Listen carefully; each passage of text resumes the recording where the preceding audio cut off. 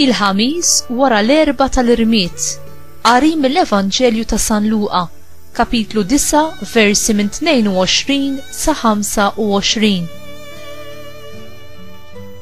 F'dak iż-żmien Ġesu qal lid-dixxipli tiegħu: jeħtieġ li bin il-bniedem ibati ħafna, jiġħduh ix-xjugħ u l-qassisin il-kbar u l-kittiba, joqtluh u fit-tielet jum iqum.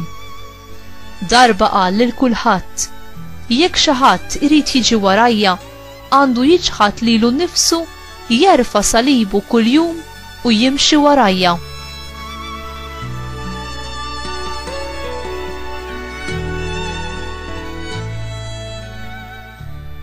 Għax min irid isalva ħajtu jitlifha, imma min jitlef ħajtu għall-imħabba tiegħi isalva. Għax jiswilu l-bniedem li jikseb id-dinja kollha u mbagħad jintilef jew jinqered.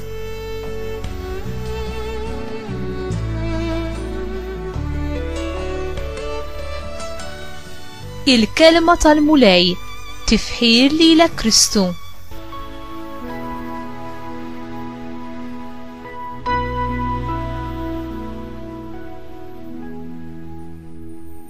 X'inhu l-aktar investiment importanti li inti tista' tagħmel b'ħajtek? Ġesu qed jiftħilna għajnejna u jridna nilmuħu ċar li l-flus u lanqas l-affarijiet materjali kollha li aħna nsejħu tagħna ma jistgħu jixtru l-ġenna, ifejqu qalb maqsuma jew ifarġu lil xi ħadd li qed iħossu waħdu. Ġesu qed jistaqsi: xi prezz se jagħti l-bniedem biex isalva ħajtu? Kull ma għandna u moti lilna bħala rigal mingħand Alla missierna. Aħna nafu kollox lilu, inkluż ħajjitna stess.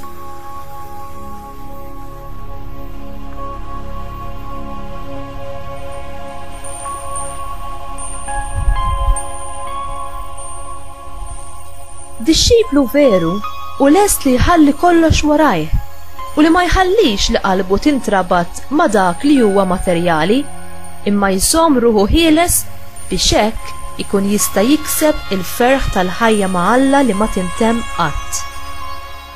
Is-salib ta' Kristu iwassal għar-rebħa u l-ħelsien mid-dnub u l-mewt. Liema hu is-salib li Ġesu qed jikmandak biex terfa' u ġġorr ta' kuljum. Meta r-rieda tiegħi ma tidirx li taqbel ma dik tal-mulej, hi tal-mulej li għandha s-seħħ. Inti lest li titlef kollox għal Ġesu Kristu biex tikseb kollox ma' Ġesu Kristu?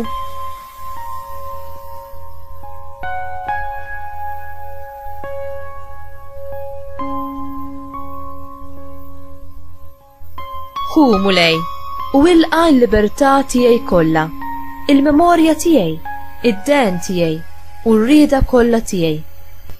Kull ma għandi u kull ma hu tiegħi, dan kollu int tajtuli, lilek mulej inroddu, kollox hu tiegħek, għamel minnu għal kollox kif trid int, lili għatini mħabtek u l-grazzja tiegħek, din biżżejjed għalija. Amen.